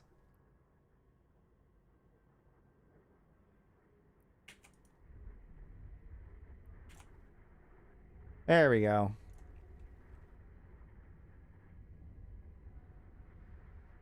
So with the Logi dead, we killed the knight. You see, I didn't want to be close to him until it was time to engage. I didn't want to have to be killing those priests while under Newton Webb, right? Probably should have shot the cache once. I'll just do it now.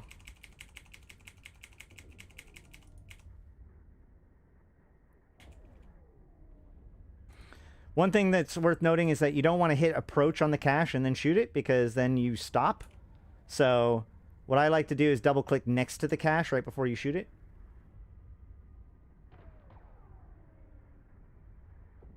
Yeah, I don't have the application rigs, which is hurting me a little bit, but that's why I'm also doing a lower tier. Less rats to kill, less hit points to grind through.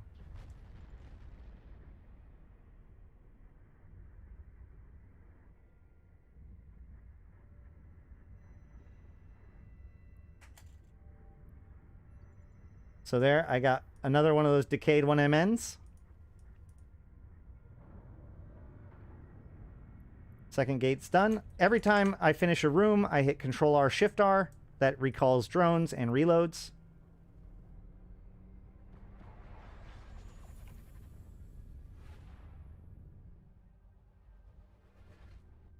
Even though I have good capacitor, I don't want to, or even though I am cap stable, I don't want to waste it. So I turn off my reps when I don't need it. I'm going to start heading towards that extractor node. The other thing that's a problem with the extractors is that they can get caught in the geometry. So if I don't know how to deal with it, or if I don't have a tractor unit on my ship, I generally don't even bother.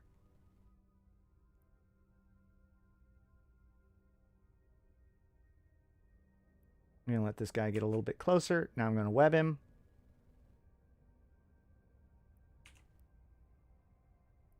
I'm actually going to pull damage from there, so that way I can kill this dude while he's webbed. I'm going to cut back down to the cache now.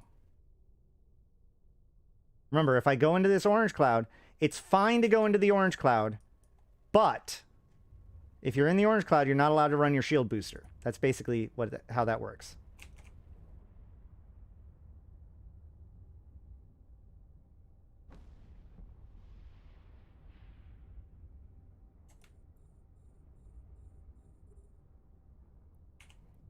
Pop the cache. Oh my god, really? Oh, look, and I also did the approach the cache thing.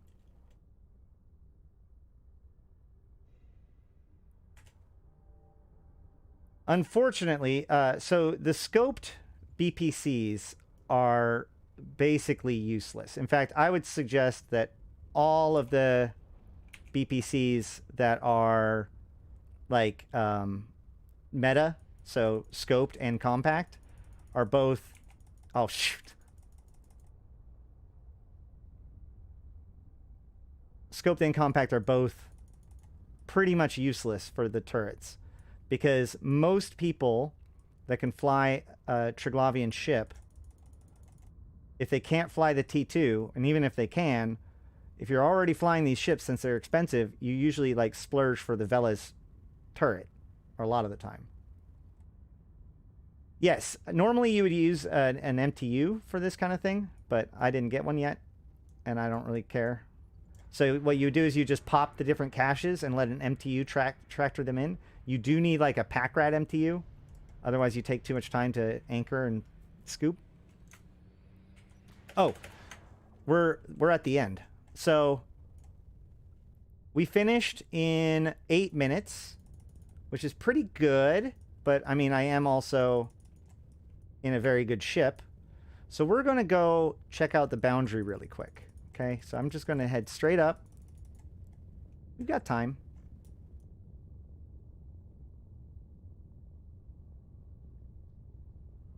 I could go through the gray cloud, but I don't trust that even a little bit.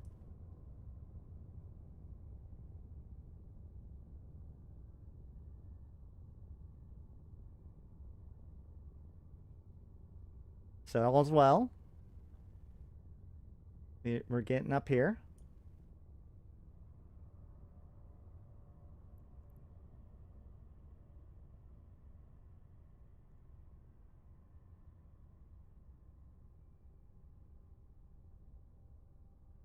It is a bit of a journey, I guess.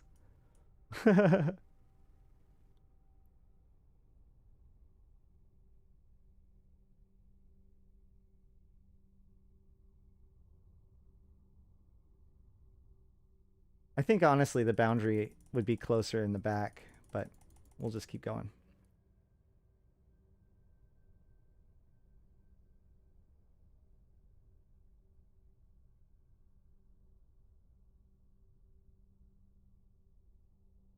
Oh, there it is.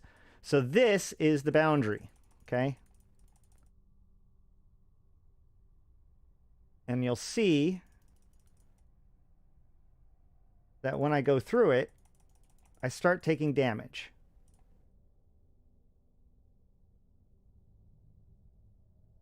Yep, see, I'm taking 7, 8, 9.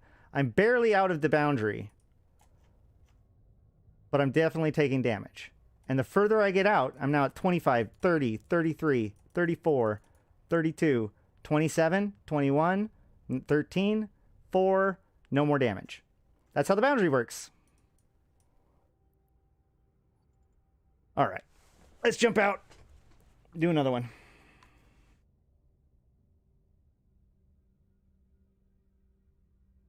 Any questions, comments, concerns so far?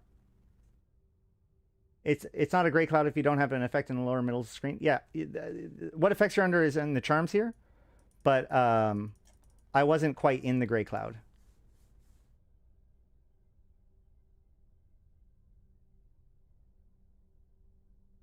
Loot haul? 2.4 million. This is a tier 2. So this should be pretty easy for me. This is a practice tier.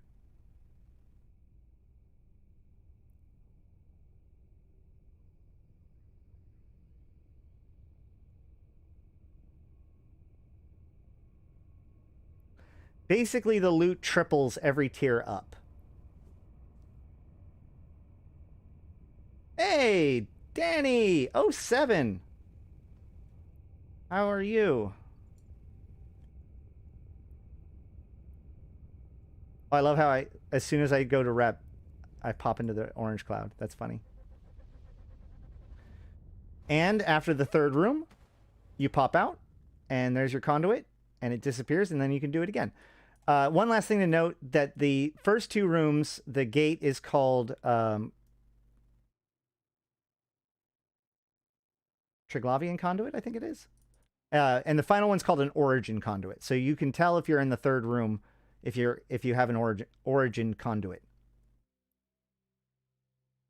You gotta wait till the trace disappears. There it goes. Pop. Now let's try a tier 3. So we said 2.4. We have 2.4 million, 2.47 million. Let's go in.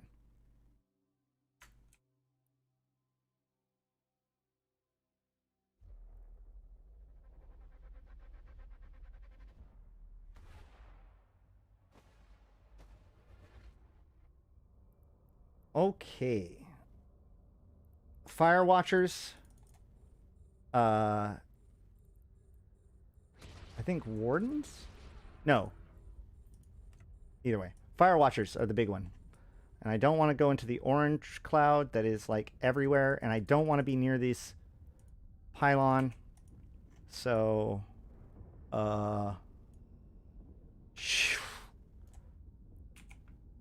not the best situation I've ever found myself in.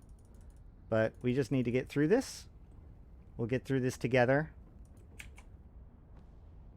Oh, good. Webs. Right, that's why I killed the Wardens.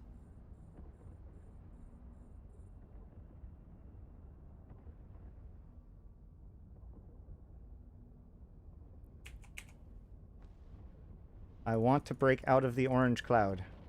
I need to break out of the orange cloud. Oh, good. Knights 2.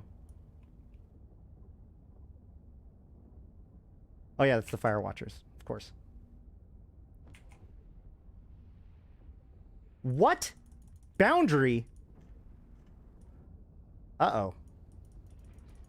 Well, this is getting weird.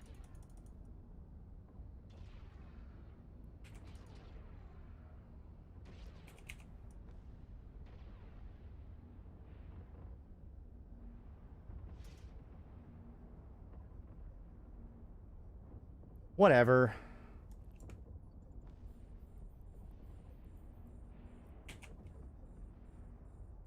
Nope, not whatever. Gotta get out of this orange cloud somewhere.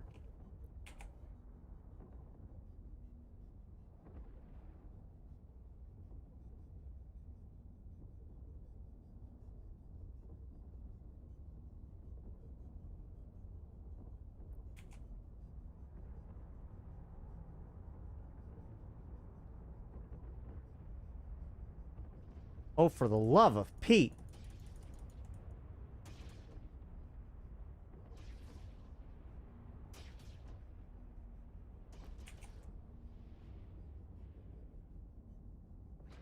It just doesn't end.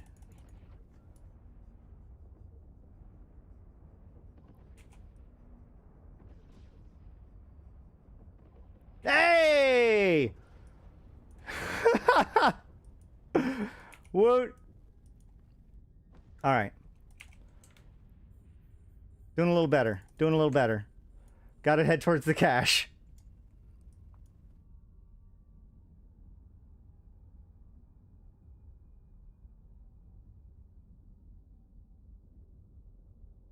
I know, Danny. That was a great time. I love that dude. How is wait, none of this is not fire the red cloud? Whatever, man. I was out in like the middle of nowhere with nothing there, and it was apparently orange cloud, and this is not.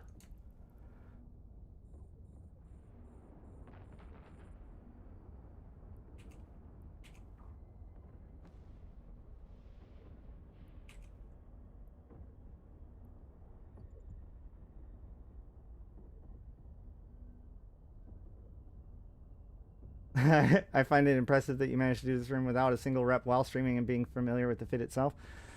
I was prepared to rep if I needed to. Notice I didn't even overheat my afterburner. That actually would have been the correct answer.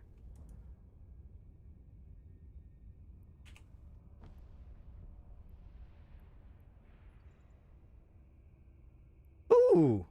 81 million in this one can. What a jackpot. Tier 3.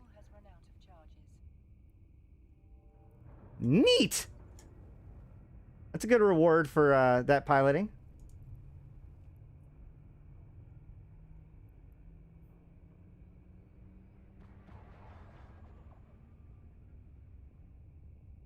That room was heavier on enemy reps and newts than damage. It's true. And the dark does basically cut most of their damage off.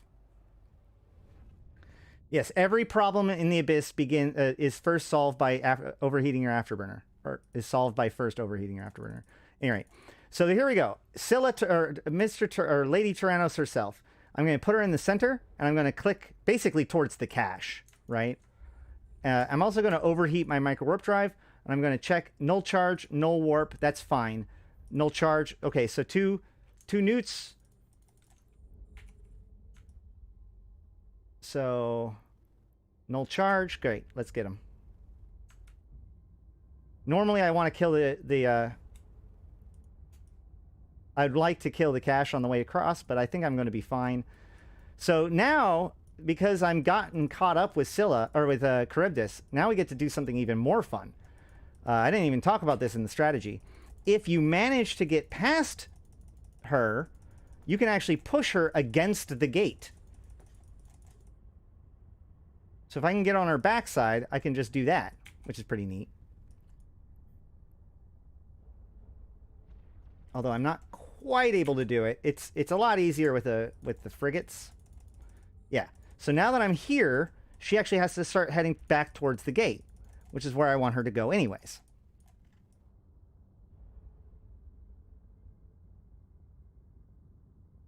And I don't care about the scram, obviously, because I'm using a micro warp drive. Well, I guess I don't need to... I'm actually going to drop my webs on her. I want her to be able to move.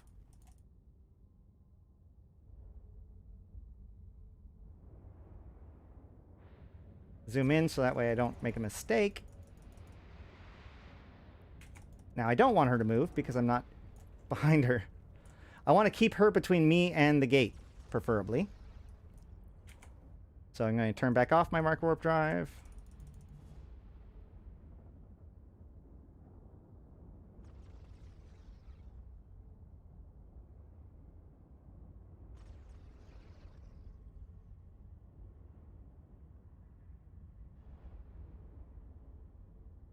And now I'm just going to go, I've actually literally pushed her against the gate before, which is pretty funny, but I'm going to go for the cache.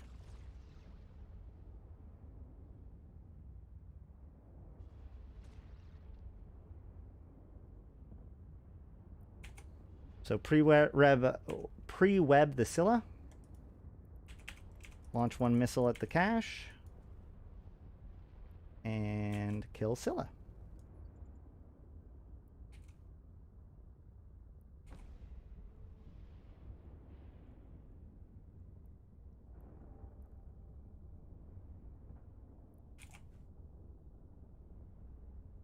So that's the Drifter room. Now, if the Scyllas have webs and whatnot, you actually need to cut a little bit further to the side and overheat your afterburner right before you get to them. Oh, damn, I didn't hit reload.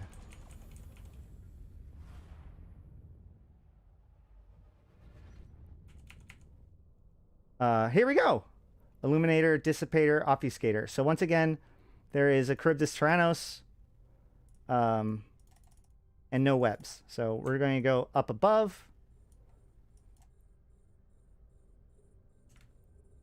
Because she seems to be wanting to head up there. So I'm going to cut her off. I want to kill the Dissipator. Because newts are bad in K.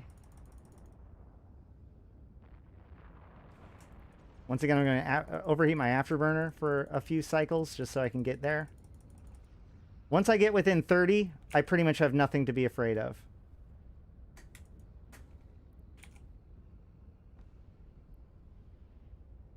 So once again, I'm getting close. So I'm going to web her down and get behind her and then turn off my webs to make her go back towards the gate. Oh, hey look, there's the Deviant Automata Suppressor, by the way. Okay. Turn off the webs. I don't really care about the damps or anything else, and I don't really have any incoming damage, so that's simple enough.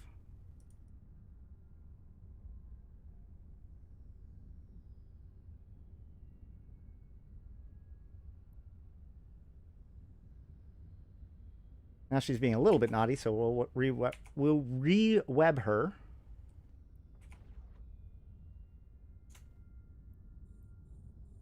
And I'm going to launch my drones to kill the cache while I'm killing her.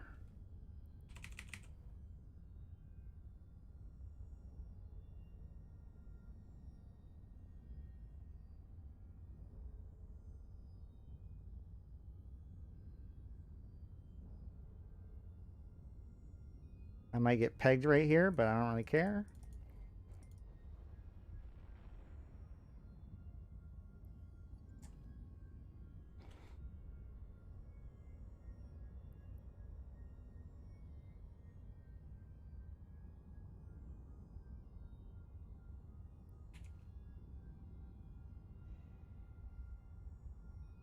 Nothing. All right, so I just to demonstrate this, we're going to go head into the Deviant Automata Suppressor.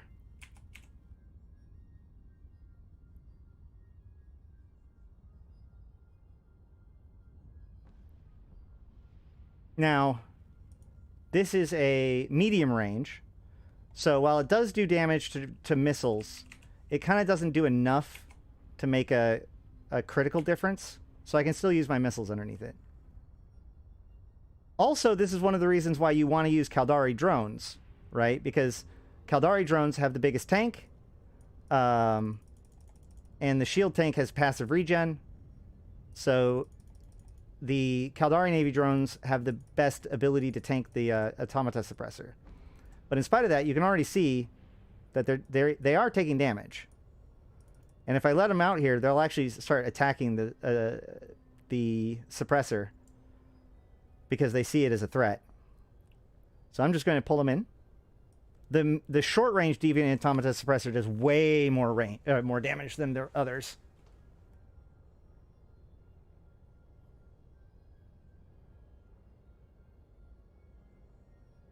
Reload. Yeah. So this is the origin conduit. Transfer conduit. That's the other one. The first two are transfer conduits, and the third one is an origin conduit.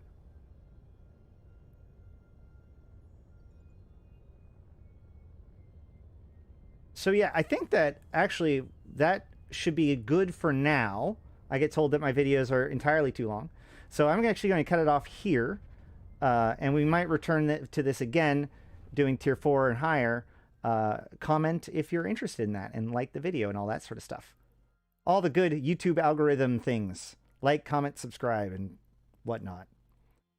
All right. So yeah, the Abyss is just that easy. And as you can see, like, this is not normal. I would have expected like maybe 6 to 8 million ISK total.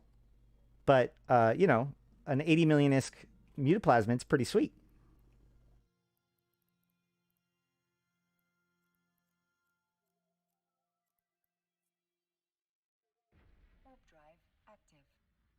Yeah. It was good to have you here. Did you what do you think of my flying of the fit though? Do you have any notes, Ganai?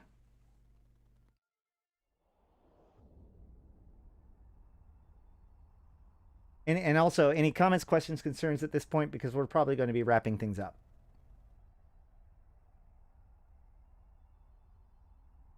Yeah, oh yeah, it was very safe. But it's only tier 3. I mean, whatever. I didn't feel like I was having difficulty applying too much, though. It's worth keeping Crash? Crash. It's worth keeping Crash on you. And Hard Shell. Hard Shell for your tank, Crash for your application. You're concerned that your food isn't going to get delivered. You know, delivery to Pakvin is just so unreliable these days. You'd think with the filaments, but then they have to like make a random number, like they have to jump in and hope they're in the right place. It's just a whole hassle. How cheap can the fit get when starting in tier 0? I mean, like, I would imagine you could probably T2 the whole thing and go down to tier 0. We can try that another time.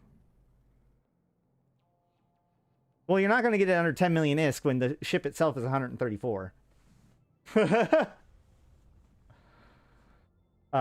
So hard to get a driver with 7107. That's your fault for living in Kino.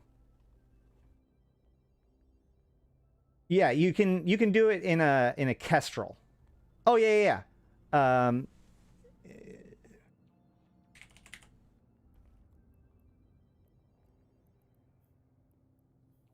Is this going to have it? No? Oh, wrong character. Dang it. I do have like a day 0 Kestrel T0 T1 build.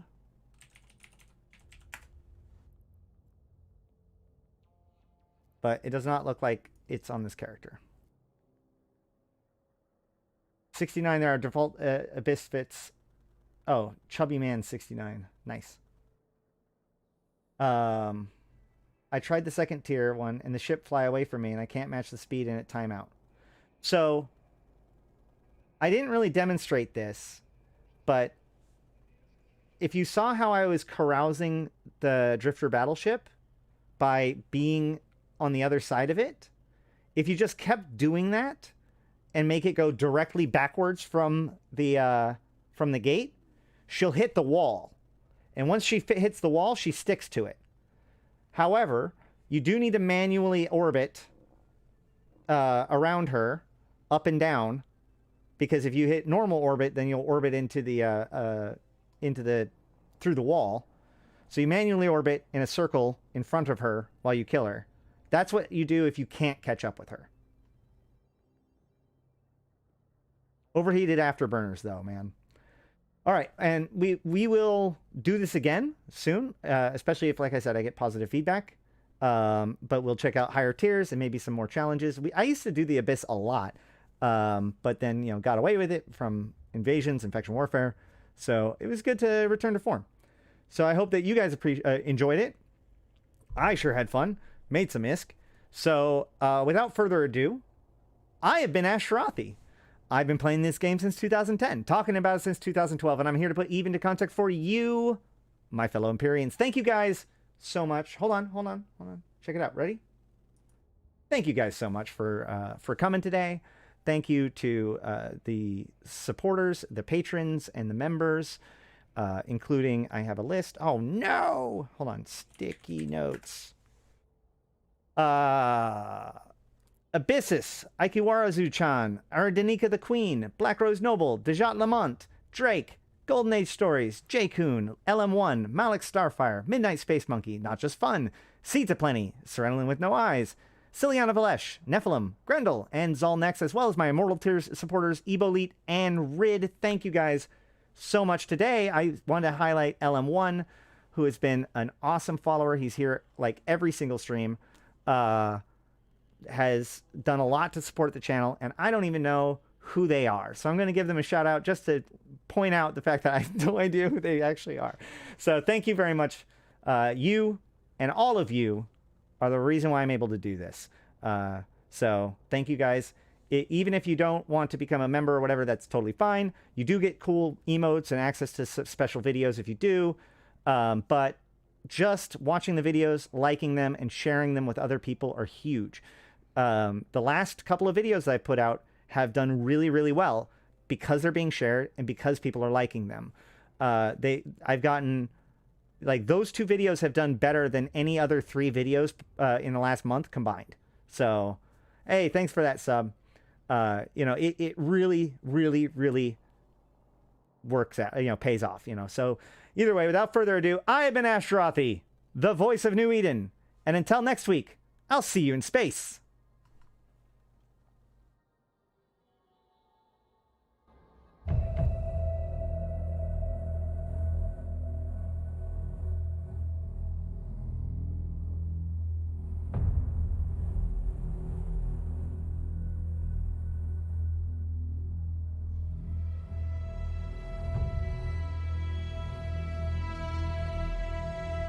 Bring on the wrecking machine.